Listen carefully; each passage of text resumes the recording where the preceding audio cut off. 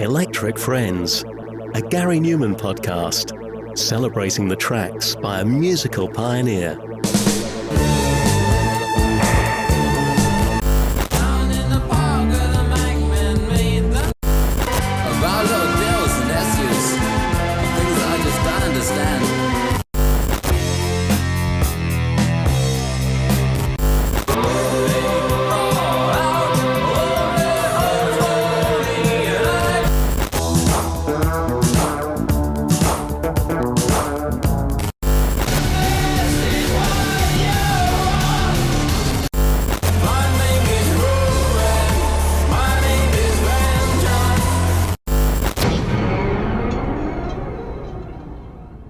In the 22nd century, rampant consumerism, corporate greed, and environmental neglect had turned Earth into a garbage-strewn wasteland, and a mega-corporation had evacuated humanity to space, leaving robots to clean up the planet.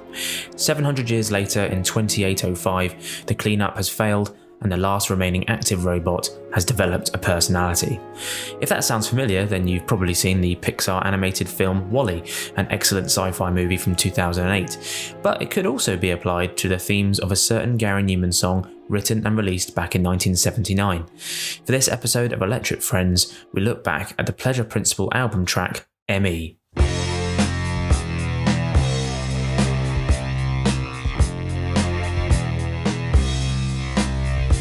Standing for mechanical engineering but pronounced as me in the song as a double meaning, ME is the fifth track on the Pleasure Principle, the last track of side 1 on the vinyl version.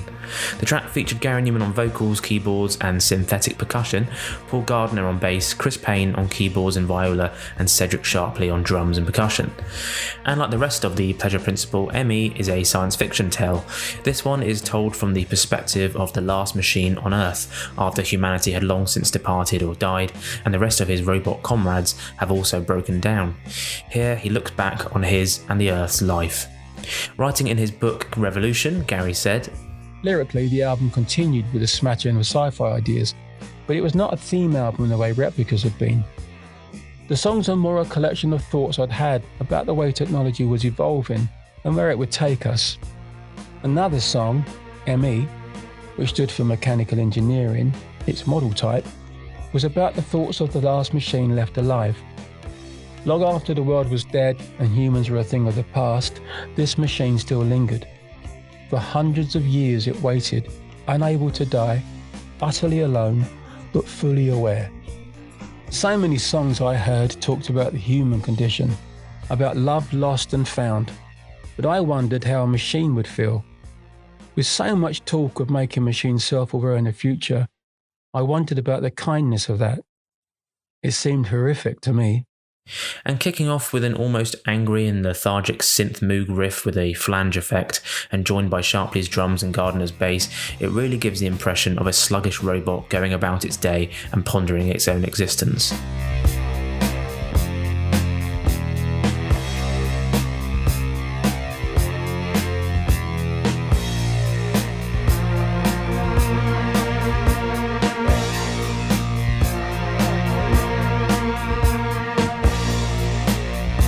When Gary's vocals kick in, here the machine already has a sombre and sad look at his state.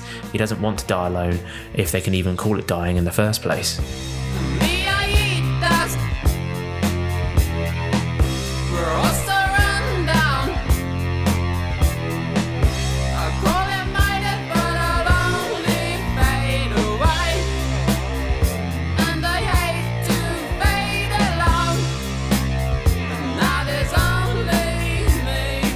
The second verse is joined by Chris Payne's string plucking, giving it a somewhat playful and naive feel, while the robot wistfully looks back.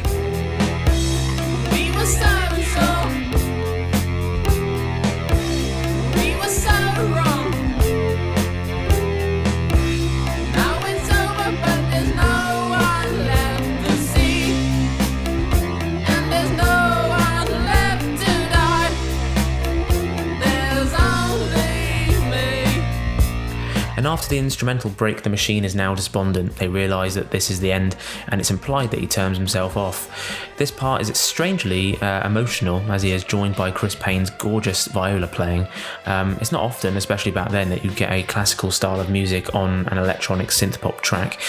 Gary did the same on other songs like Complex, and it works perfectly here as the machine admits defeat.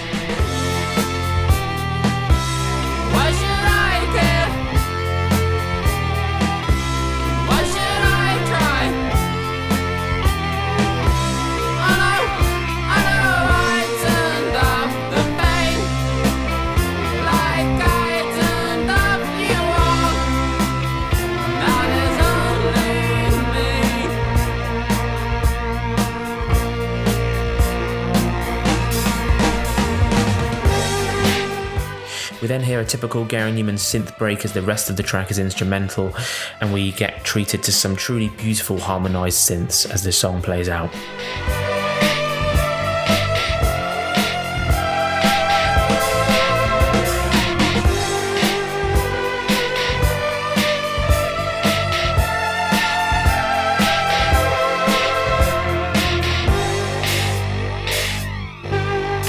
Builds to a crescendo, perhaps as the defiant machine goes out with dignity and takes control of its situation.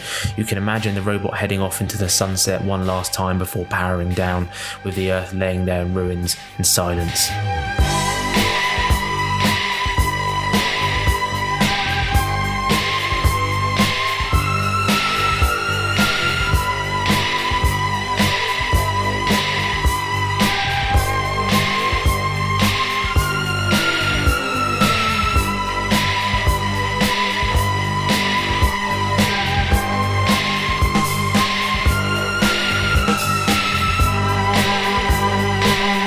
At 5 minutes and 37 seconds, perhaps it was too long to be a single, but it definitely deserved more attention outside of Newman fans at the time. It remains one of Newman's best ever songs in my opinion, and one he continues to play live to this day. It is his 18th most played song to date, and I thought that would be higher, but interestingly, after 1981, he only played it very sporadically, and it wasn't until around 2009 that he started bringing it back regularly. ME has gone on to have various new forms of life. In 2002, it was remixed and re-recorded by Gary for his Hybrid album, giving it a much darker feel, and it brought it up to date with Gary's new sound.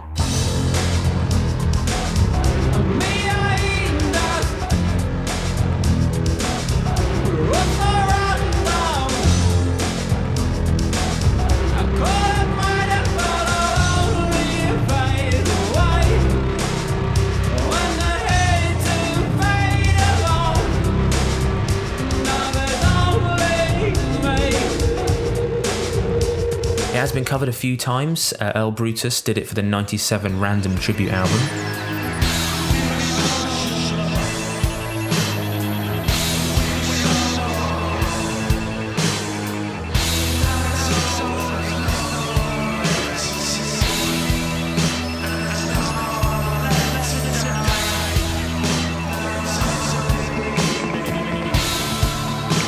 It was covered by the rock band Wand in 2015.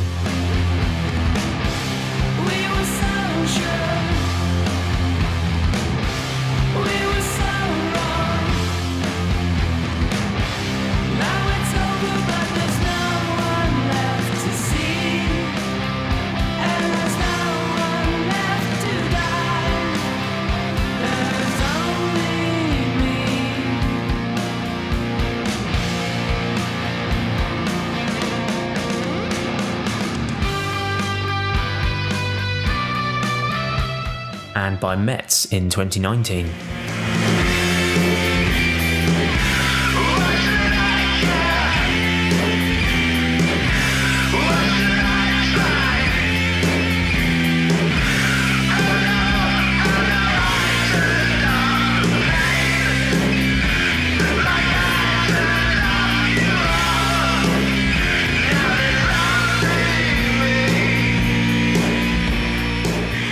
It was sampled of sorts the year it came out, actually, at the end of Foxy's Party Boys in 1979.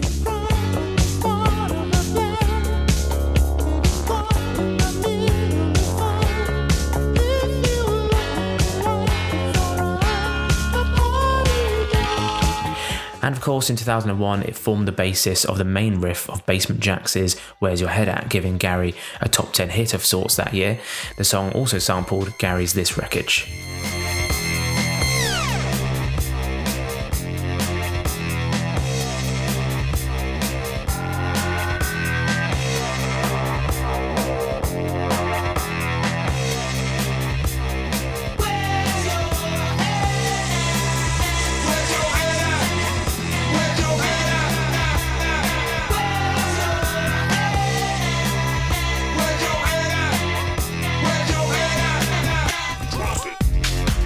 And something I stupidly didn't properly appreciate until now, a 9 Inch Nails cover of Metal also uses the high synth line from ME towards the end.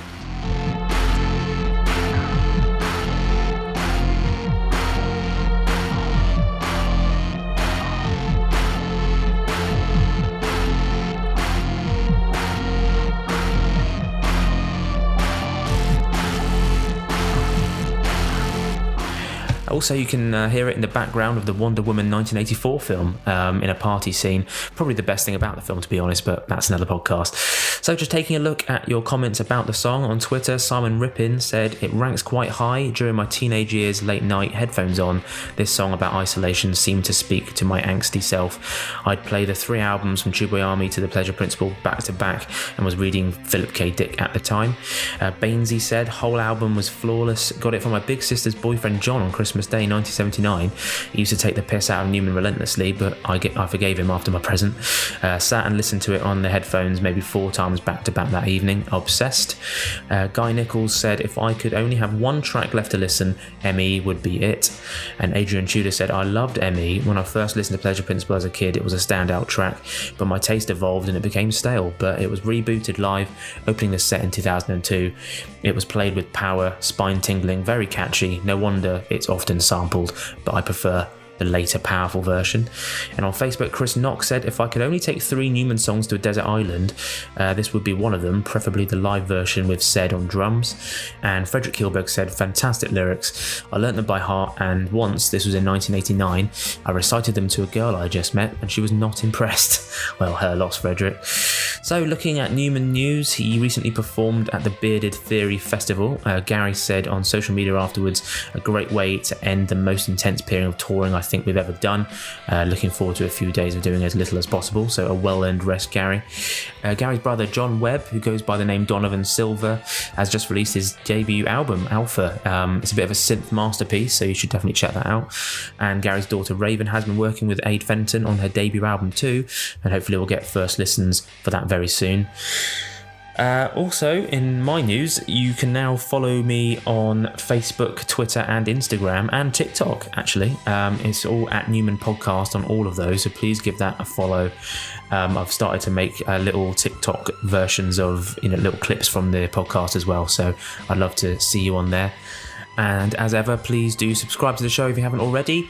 It's on every platform you can think of. If you head to newmanpodcast.com, you'll be able to hear all the other episodes, and please share it as ever with all your Newman pals. So a few of you cited the 1980 Living Ornaments version of ME being the best ever, so I'll leave you with a burst of that, but until next time, bye for now.